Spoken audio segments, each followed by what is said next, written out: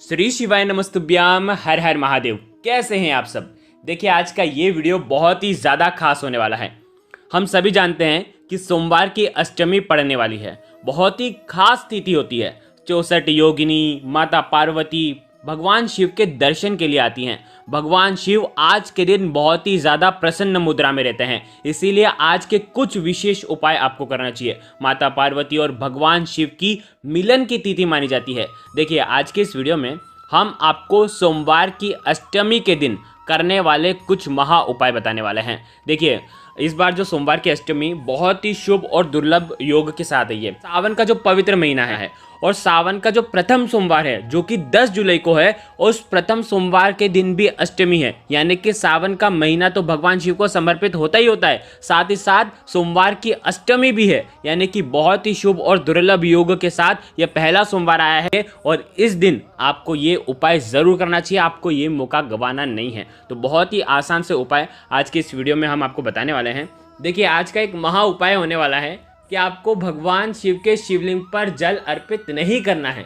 यानी कि बिना जल अर्पित करे आपकी मनोकामना परिपूर्ण हो जाएगी। तो बहुत ही खास और नया उपाय है, ये उपाय आपको ज़रूर करना है। देखिए, आज के इस वीडियो में हम आपको 3 महा उपाय बताएंगे। ये तीनों सोमवार की अष्टमी के ही उपाय हैं। पहला उपाय जो होगा वो फूल वाला होगा। एक फूल चढ़ाने से वैभव की प्राप्ति, एक फूल चढ़ाने से संतान संबंधित परेशानियां दूर, एक फूल चढ़ाने से धन की प्राप्ति, एक फूल चढ़ाने से कार्य सिद्धि का ये उपाय है। मात्र एक फूल आपकी इन सारी समस्याओं को दूर कर देगा। दूसरा जो उपाय होने वाला है वो अटके हुए कार्य के लिए, जो आपको सिद्ध करना हो। कोई काम आपका कई दिनों से अटका हुआ है जो परिपूर्ण नहीं हो रहा है, कोई काम आप चालू करना चाहते हैं और वो शुरू कर ही नहीं पा रहे हैं, तो उन काम को सिद्ध करने के लिए, सफल करने के लिए, या आपको कोई काम ठप पड़ा हुआ है और उसे शुद्ध करने के लिए, सफल करने के लिए आपको ये दूसरा महा उपाय करना है। तीसरा जो उपाय होगा, भगवान शिव के ऊपर जल आपको नहीं अर्पित करना है और आपकी मनोकामना ऐसे ही परिपूर्ण हो जाएगी। मतलब भगवान शिव के ऊपर जल नहीं अर्पित करना और आपकी मनोकामना परिपूर्ण हो जाएगी। तो बहुत ही आसान से ये 3 महा उपाय होने वाले हैं। तीनों उपाय हम विस्तार से आपको बताने का प्रयास करेंगे। पूज्य गुरुदेव की ही कथा सुन करके, समझ करके, समझाने का पूरा प्रयास करूंगा। लेकिन उससे पहले वीडियो को लाइक करें और भगवान शिव के यदि आप सच्चे भक्त हैं तो चैनल को ज़रूर सब्सक्राइब करें। देखिए, सबसे पहला उपाय आप समझ लीजिए। आपको क्या करना है, एक फूल लेना है। ठीक है, ये फूल वैभव प्राप्ति के लिए, संतान प्राप्ति के लिए, धन प्राप्ति के लिए और कार्य सिद्धि के लिए है। ठीक है, देखिए, ये जो फूल होना चाहिए वो पारिजात का फूल होना चाहिए। सफ़ेद रंग का फूल, केसरिया कलर की जो डंडी होती है वो पारिजात का जो फूल होता है। आपको मात्र एक पारिजात का फूल लेकर के आना है। देखो, सोमवार की अष्टमी जो पड़ रही है 26 तारीख को नहीं कर पाते हैं, गुप्त नवरात्रि है, उस दिन अगर हो सकता है आप नहीं कर पाएँ किसी कारणवश, तो आप 10 जुलाई को कर लेना। लेकिन ये उपाय बहुत ही खास है, सोमवार की अष्टमी का वैभव की प्राप्ति कराना। तो आपकी जैसे वैभव प्राप्त होगा वैसे ही आपकी समस्या तो ऐसे ही दूर हो जाएगी। तो आपको क्या करना है, पारिजात का एक फूल लेकर के आना है। अब इस उपाय को समझना, भगवान शिव के मंदिर में जाना है और साथ में तांबे के पात्र के अंदर जल लेकर के जाना है। 1 लोटा जल सबसे पहले भगवान शिव के शिवलिंग पर श्री शिवाय नमस्तुभ्यम का जाप करते हुए आपको अर्पित कर देना है। अब इस उपाय को समझना, जो पारिजात का एक फूल लेकर के आएंगे, उस फूल को आपको सबसे पहले माता अशोक सुंदरी वाले स्थान पर आपको रख देना है। अब फूल रखने का स्थान आपको मालूम पड़ गया, लेकिन फूल कैसे रखेंगे। फूल का जो डंडी का हिस्सा होगा ना, वो भगवान शिव की तरफ होना चाहिए। आ गई आपको बात समझ में। और फूल का हिस्सा जलाधारी तरफ होना चाहिए। वीडियो के अंदर बताने का प्रयास कर रहा हूँ, बहुत ध्यान से समझना, गलती नहीं करना है। ठीक है, पहला फूल आपने अर्पित कर दिया। अब इसी फूल को उठाना है। ठीक है, और आपको माता पार्वती के हस्त कमल के वहां पर रखना है। तो इस फूल की जो डंडी होगी, बहुत ध्यान से समझना, वो डंडी आपके साइड होनी चाहिए और फूल का जो हिस्सा होगा वो भगवान शिव को निहारना चाहिए, शिवलिंग को निहारना चाहिए। इस प्रकार से आपको ये फूल रखना है। देखो, आपने पहला फूल माता अशोक सुंदरी के वहाँ पर रखा, दूसरा फूल माता पार्वती के हस्तकमल के वहाँ पर रखा। अब जो तीसरा फूल जो है, इसी फूल को उठाना है। एक ही फूल को 3 जगह रखना है। अब इस फूल को उठा करके भगवान शिव के शिवलिंग पर आपको रखना है। अब आप कैसे रखेंगे, फूल का हिस्सा जो है वो आपकी तरफ निहारना चाहिए और जो डंडी का हिस्सा है वो आपकी विपरीत दिशा में होना चाहिए। देखो, वीडियो के अंदर बताने का प्रयास किया है बहुत अच्छे तरीके से। ये उपाय आपको ज़रूर करना चाहिए। आपका भाग्य जो है ये उपाय चमका देगा। आपके जीवन से सारे समस्या, सारी कष्ट जो है वो निश्चित ही इस उपाय से दूर होगी। तो ये हो गया पहला उपाय, धन प्राप्ति, कार्य सिद्धि, वैभव प्राप्ति और संतान प्राप्ति का महा उपाय। अब दूसरा उपाय, जैसे कि हमने आपको बताया, अटके हुए कार्य को सिद्ध करने के लिए ये दूसरा उपाय है। इस दूसरे उपाय को बहुत लोग जानते हैं, 31-31-31 वाला महा उपाय है। यानी कि 31 चावल के दाने लेना है, खंडित नहीं होने चाहिए, ठीक है। 31 हरे मूंग के दाने लेना है, वो भी खंडित नहीं होने चाहिए, ठीक है। हरे मूंग जो आँखें आते हैं ना, वो लेना है।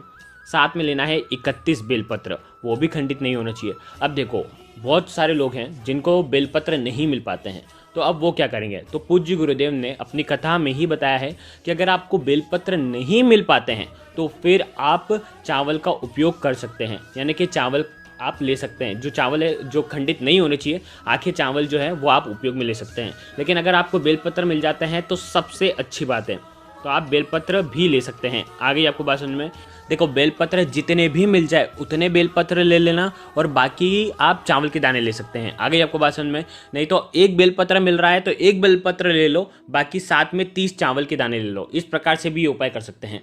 तो आगे आपको बात समझ में, 31-31-31 ही चीज़ आपको अर्पित करना है। कैसे करना है? सोमवार की अष्टमी के दिन हो सके तो प्रदोष काल के समय ही ये उपाय किया जाता है। तो प्रदोष काल का जो समय रहेगा, सूर्यास्त से पहले 45 मिनट पहले शुरू हो जाएगा और सूर्यास्त के 45 मिनट बाद तक रहेगा। क्या करना है? देखिए, साथ में आप 1 लोटा जल भी लेकर के जा सकते हैं। आपको क्या करना है? भगवान शिव के मंदिर में जाना है। जैसे आप भगवान शिव के मंदिर में प्रवेश करेंगे, ठीक है, जैसे ही चौखट के वहाँ पर सीधे तरफ जैसे प्रवेश करते हैं ना आप, तो उसकी जो आपका जो सीधा हाथ है, चौखट की तरफ आपको ये 31 चावल के दाने रख देना है। 31 चावल के दाने जैसे आप रखेंगे, आपका कार्य सोचना है कि इस कार्य में मैं सफल हो जाऊं, इस कार्य को सिद्ध कर दे महादेव। इस प्रकार से आपको चौखट पर आपको ये चावल के दाने रखना है। हो सके तो चौखट पर से ही भगवान शिव को निहारते हुए आप ये जो चावल के दाने एक एक करते हुए आप 31 अर्पित कर दें। आ गई आपको वचन में, पहले 31 चावल के दाने अपने मुख्य द्वार पर रख दिए। अब आपको क्या करना है? जो 31 हरे मूंग के दाने लेकर के आए हैं, वो आपको क्या करना है? नंदी जी के जो पैर उठा हुआ रहता है, सीधे तरफ का जो पैर उठा हुआ रहता है ना, वहाँ पर आपको 31 हरे मूंग के दाने आपको अर्पित कर देना है। जब आप 31 हरे मूंग के दाने रखेंगे, वापस से आपकी कार्य सिद्धि की आपको कामना करनी है और भगवान शिव को निहारना है। अब आपके पास है 31 बेलपत्र, ठीक है। अब 31 बेलपत्र आपको एक साथ रखना है, ठीक है।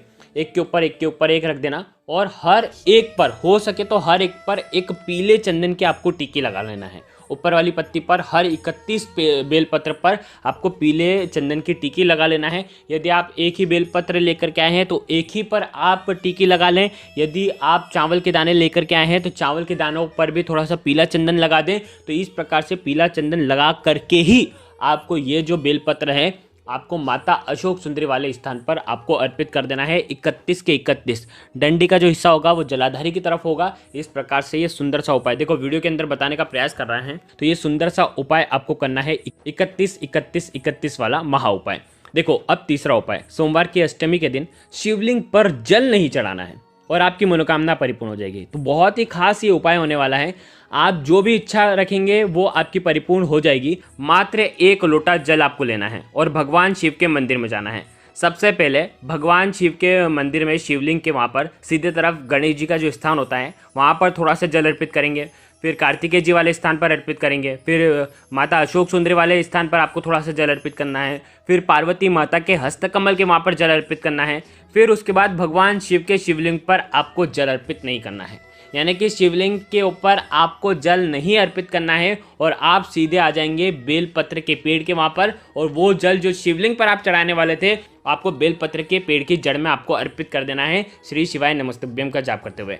देखो जैसे आप ये उपाय करते हैं तो महादेव जो है वो चिंतित हो जाएंगे। तो भगवान शिव ये सोचेंगे कि आखिर मेरे ऊपर इसने जल क्यों नहीं चढ़ाया।